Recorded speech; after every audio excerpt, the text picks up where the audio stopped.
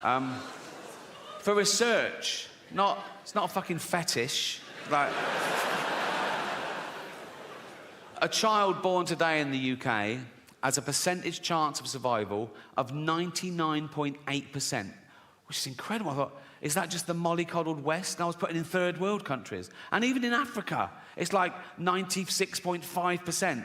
In the wilds of Africa, where everything wants to fucking eat a newborn baby, babies are vulnerable enough, aren't they? In Africa, a baby can be born in a mud hut. There's a lion outside. It's covered in blood because they can't wash it. They've got no water. Oh, and it's already got AIDS. Now, by the time that joke goes on Netflix, it'll be nuanced.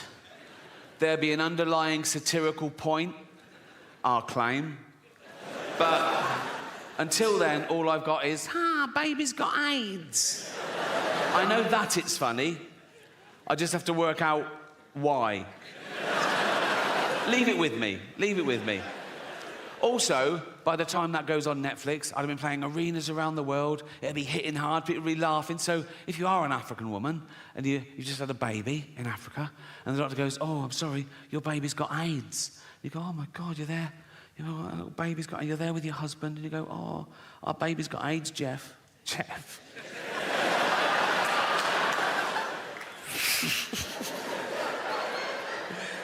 I know, Tracy, I'm gutted too, darling. Our baby's got AIDS. Oh, should we watch some comedy to cheer us up? Yeah. What, Netflix? Yeah. What, Ricky Gervais? Duh. Yeah. And they're sad that their baby's got AIDS, but they're sort of laughing along. Armageddon, And it gets to that bit. Baby's got AIDS. And she goes, oh my God, Jeff, why are they all laughing at us and our baby with AIDS? And Jeff goes, well, they're not laughing at us per se. She goes, well, they are. They've named us and everything. They're literally laughing at us in this bit. And Jeff goes, yeah, but we're a fictional couple with a fictional baby with AIDS. Anyone offended by that is a fucking moron. And then he goes, and at least he didn't do the accent. So... And then she goes, yeah, but only because Jane begged him not to. It's funny because it's true. Look, me twerking on TikTok. Look. No, I did a lot through the pandemic, presumably because they couldn't even see their own family. And it's through Make-A-Wish Foundation. Do you know the charity Make-A-Wish Foundation? They're great, and they give these dying kids their, like, one wish. And if it's me, I always say yes. And I always start the video the same way. I go, why didn't you wish to get better? What, you fucking retarded as well? I don't do that either, okay? These are all jokes, all right? I don't even use that word in real life, the R word. You just used it, Rick. Yeah, in a joke. That's not real life, is it? I'm playing a role. You sounded pretty convincing. Yeah, because I'm good. You wouldn't level that accusation at other art forms. You wouldn't go up to Sir Anthony Hopkins and go, I saw you in Silence the Lambs. You a cannibal, are you? No, I was playing a role. Oh, seemed pretty convincing. Yeah. He's good. And I'm good, and that's why I do things well. Imagine if I came out here and did things not very well, so you knew I was joking. That'd be fucking retarded. Has anyone ever bothered asking the dolphins if they mind swimming with dying kids? You know what I mean? Because that's a truckload of pale teenagers flailing. And the dolphin's like, what the fuck is this? What the fuck's this? Oh, fucking hell. Let them do it. Oh, fuck, they're all dying. Of what? That one just stuck his fingers in my fucking blowhole. He's not going to be around for long, nor am I if I can't fucking breathe.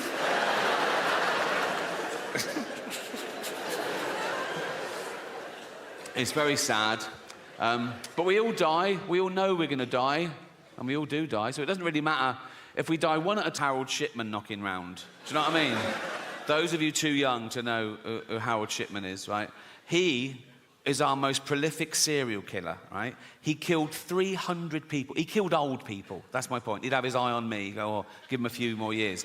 And he was a doctor, right? But the reason you haven't heard of him, right, is because he never appears in those lists of the worst serial killers. And he was like one of the worst ever, but he didn't act like a serial killer, right? He was a GP, he was old school, he had a little shirt and tie, little tweed jacket, little beard, little glasses. He'd do house visits, he'd go around to see Edna, 85. You all right, Edna? Yeah. Do you want a cup of tea? Yes, please. And he'd make Edna a lovely cup of tea, right? Then he'd just put her in a lethal amount of opioids, right? And he'd just give Edna the tea and watch her drink it and fall asleep and die. And that was it. He didn't even masturbate. You know, yes, it is a waste, sir, yeah.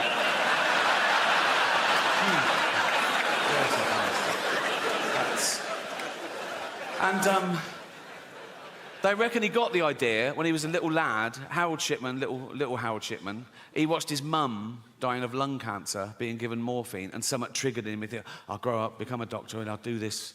I don't know whether it means that he liked the way the morphine got his mum out of pain. So these were like mercy killings, like, you know, reliving the kindness. Or the opposite, he was jealous of old people who lived longer than his mum should have, so he was punishing them. I don't know, doesn't matter. Actually, it does matter, because if you can really understand, you know, I always think that when there's a school shooting in America, right, it's usually some emo, right, who goes into a kindergarten, kills about 30 toddlers, turns the gun on himself, right? And all the eyewitnesses, they always say the same thing. They go, oh, he was a loner, he sat at the back, he was shy, he was bullied. Let's round those cunts up now. Do you know what I mean? It's like, go into a school, see who the bully's smashing up, right? Go, I'll take it from here, mate, thank you, right? And drag that little dweeb off to Borstal or jail or so.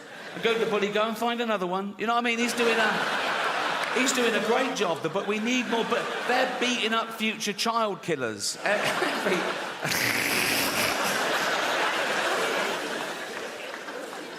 You get obsessed. I studied philosophy at university, and a big part of that is morality. And I've always been against the death penalty. Right? I was a young liberal, and I was really anti the death penalty. And now I'm an old liberal. And I'm still anti the death penalty, but now I love it when someone gets killed doing something they shouldn't at the time. Like, you see a bloke in Brazil, a hostage video, he's got a young girl, he's got a gun to her head, and he goes, you won't take me alive, copper. And then the marksman just takes out his brainstem. Oh, I love that. Pause, rewind, all right? Or when a bullfighter gets gored to death. That is my favourite, right? Particularly when the horn goes up the arse. That, I call that a hole in Juan. Thank you. Or those videos coming out of lawless New York. You see them on Instagram and YouTube. It's someone with an iPhone. He's got someone, right, he's knocking over this little convenience store. He's got a fucking hoodie and a knife, and he's nicking all the booze. He doesn't care he's being filmed. He's going to get away with it. He's going to get away with it. Then, from behind the counter, comes a little 70-year-old Korean man who batters him to death with a broom. I fucking love that. I can't wait to be a 70-year-old vigilante. Just walking around Hampstead with a walking stick. Oh, but it's a sword. I paint it white as well to look even more vulnerable, right? Wear dark glasses like that. I'd see a gang of youths. I'd go over to them and go, so, excuse me, guys, do you know where the Nike store is? I want to buy some Air Jordans with all this cash. And as they go for it, you little fucking cunts.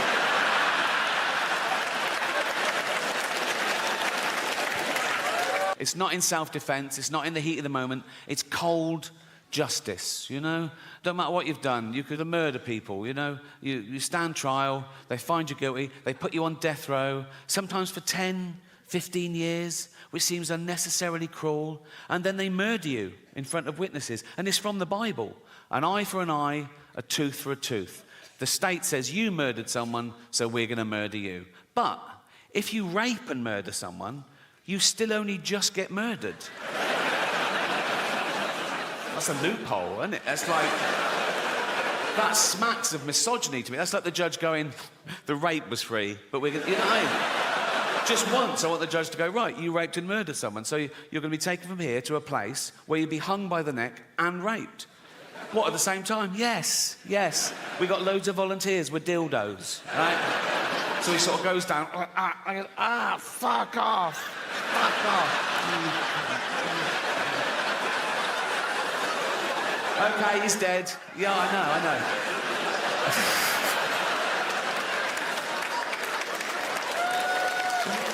Oh. I looked up one film on here, Schindler's List.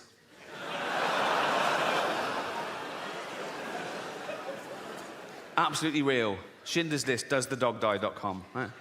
First question, does a dog die? No. Does a cat die? No. Are any animals abused?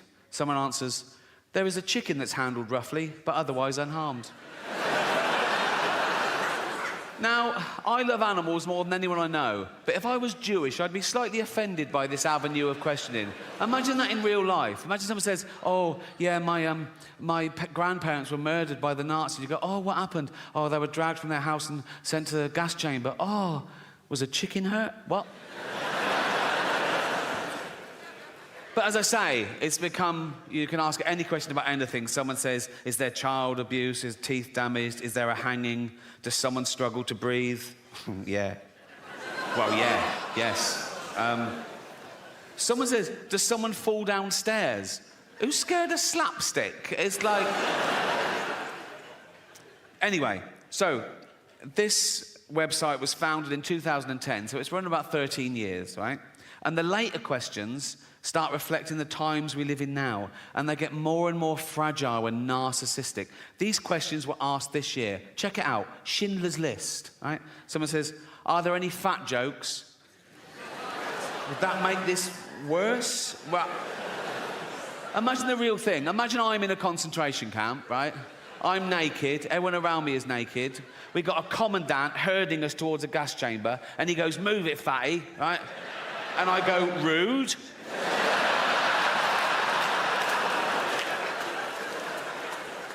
No, that has ruined the whole experience, if I'm honest.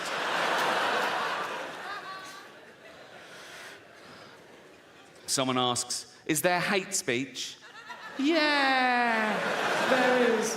Suck it up, Buttercup. Are there any man in a dress jokes? Very few jokes. If you've come to this film for a giggle, you're going to be very disappointed. But this one takes the biscuit for me. Remember, this is a movie set in the 1940s about arguably the worst atrocity in civilized human history. Check this out. Is someone misgendered? Fucking hell. This is quite sweet. Is there any anti-Semitism? Yeah. This is pretty much the mother load, right? Forget Kanye. This is off the fucking charts. Don't do that when you're talking about this. Fuck's sake. I was doing the graph. I was doing like that. This is off the charts. That's... Wouldn't things have been different if that was Hitler's salute? The whole thing would have been... He goes like, it's Hitler. Like, hiya. This is interesting. Does it have a sad ending? Right? Someone says yes, and then someone else says no. And I thought about it. No, but then I remembered, if you've seen the film, if you remember, when the story sort of ends, Spielberg then tacks on a real bit of footage where he gets real-life descendants of people murdered in the Holocaust, and he films them coming into a Jewish cemetery, and they each leave a stone on the grave to represent their family members that were murdered, and it builds up, and it's very moving. And so I think I get the ambiguity. Does it have a sad ending? Yes, in the sense that 6 million Jews pointlessly lost their life, but no, in the sense that there was still enough left over to build a little rockery. So...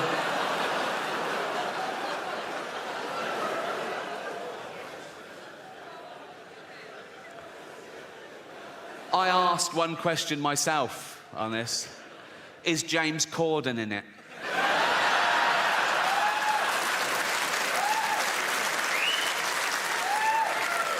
Story. It's still on the theme of Does the Dog Die? When I was 7 years old, my mum took me to the cinema to see a film called Old Yeller. Beautiful film, yeah, made in the late 50s and sort of set in the Wild West on this homestead. And it's about a kid who adopts this little junkyard dog, and he calls